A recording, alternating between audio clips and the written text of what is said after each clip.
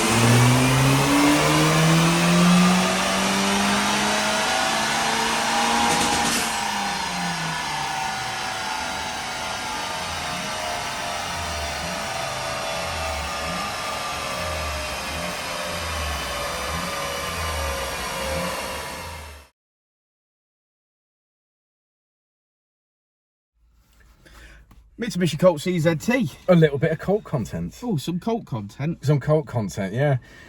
Yeah, so this car came in a couple of weeks ago, actually. He brought it down and said he's just getting a random misfire every now and again.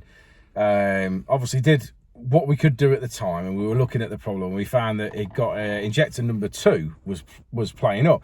We were wiggling the wire, and then we had a problem. So we thought at that point, to be fair, we'd fixed it. We sorted it out, and it didn't misfire again. So he was driving it for another couple of weeks, or he's been driving it for another couple of weeks. Then he said he was getting a random hesitance, like he went to put his foot down and it felt like it was being a little bit funny. So he's just basically almost stopped driving it, basically, because he wasn't happy with what was happening, and he knew that possibly injector was a problem or something was going wrong or whatever. So we said, well, let's have it back and we'll obviously have a look. So sensible man. Started off this morning with a set of pink injectors in it. It's got pink injectors in it already, so we swapped out for a spare set that we had.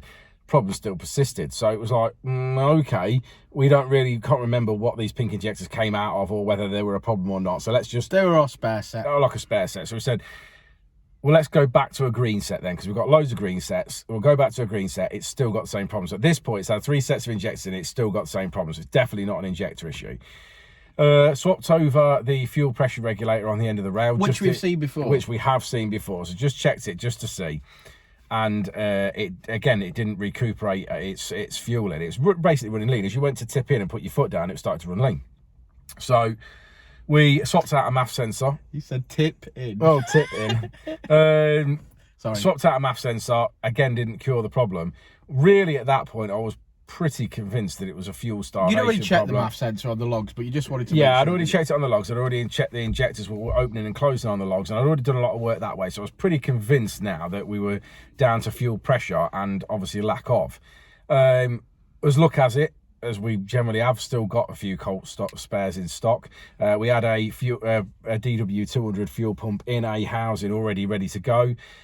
So we swapped that out just to rule it out, basically. And as soon as we did that, it come back to life. So it certainly did. The fuel pump that was in there had obviously gone faulty. It was actually a Wilbro uprated pump already, but has been in there for a few years. 5.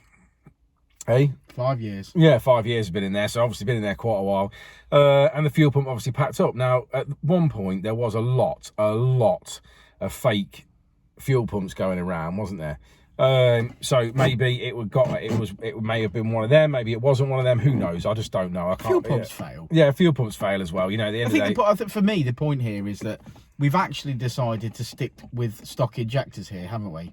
The reason that we've gone back to stock injectors at this particular point is we do not now map on the pink injectors, do we? Because like we said, we talked about previously, at best case, they're old. At worst case, they're copies. So it's we stopped doing them and we started using the Bosch 550s for that reason. I've only ever seen a pink injector fail. Yeah. So we stick with the 550s. So we've actually now got a set of 550s on order for this car. So we've sort of, in a roundabout sort of way, we've detuned. We've gone back to, like, in my opinion, like a stage 1.5, stage 1.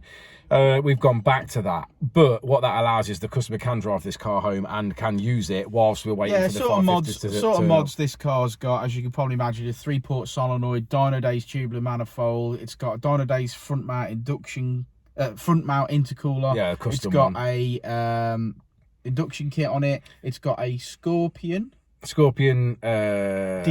Decat, first decat, second cat still in, and then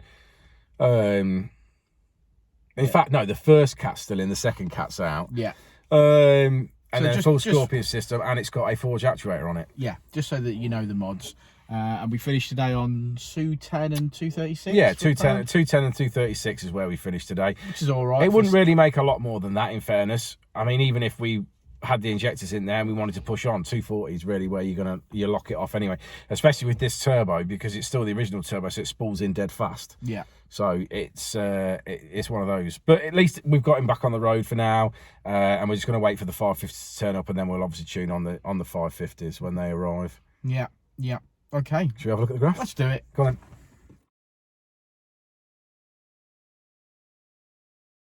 Okay, so there's the graph, a pretty much typical Colt CZT graph, making some power, and we finish on 210 and 235 foot-pound of torque, which is about the lot for this. Thanks for sticking around. Jensen's making some noise. Code word, Red Rocket, and we'll see you on the next one, won't we, Rich? We will indeed. We will indeed. If you just copy and paste me some success there, mate, that'd be amazing. Yeah, no Thanks, problem. man.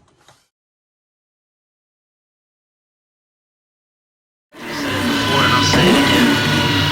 Life moves pretty fast.